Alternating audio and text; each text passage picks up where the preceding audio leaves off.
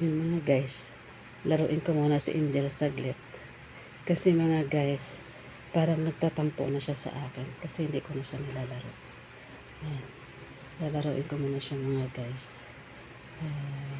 Kasi ayaw niya mga guys makipaglaro sa pusa. Sa kapwa na pusa. Gusto niya, ang kalaro niya, kami, ako, tsaka si Kuya Diyos niya. Ganun lang siya guys. Ganun siya guys.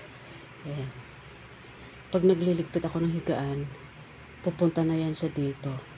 Kaya mga guys, minsan, natitigil yung pagliligpit ko.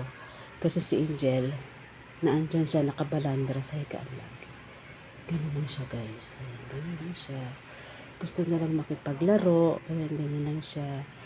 Kasi pag hindi ko siya nilalaro, nagtatampo siya. Parang nagagalit siya. Ayan, ganun lang siya guys. Kaya kailangan laruin mo siya lagi. Para hindi siya magtatampo sa'yo. Ganun lang siya guys. Ganun lang siya guys. Ganun lang siya guys. Ganun lang siya guys. Tuwing magliligpit ako ng higaan, ganun siya guys. Ganun lang siya. Ganun siya. Baboy na pusa to siya mga guys. Kasi mataba na siya. Saka mga guys, hindi to siya marunong kumain ng kanin. Hindi rin siya marunong kumain ng isda. Kahit na na pagkain natin. Hindi siya kumakain ng guys kasi hindi siya marunong. Pagka binigyan mo siya guys bibigyan mo siya ng chicken, ng manok.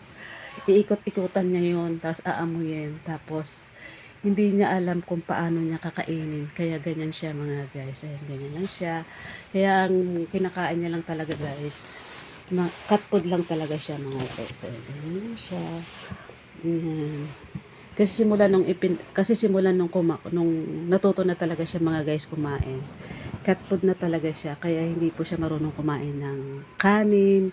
Hindi siya marunong kumain ng isda. Hindi rin siya marunong kumain ng manok. Basta pag binigyan mo siya guys ng mga ulam, ang gagawin niya guys, iikot-ikutan niya yan. Tapos, hindi niya alam kung paano kakainin, hindi niya alam kung paano kakagatin. Kaya ganyan yan siya guys. Nakakatuwa yan siya pag binigyan mo siya ng manok or isda. Ayan, ganyan lang siya mga guys. Ayan. Hello Angel. Hello Angel. Hello Angel.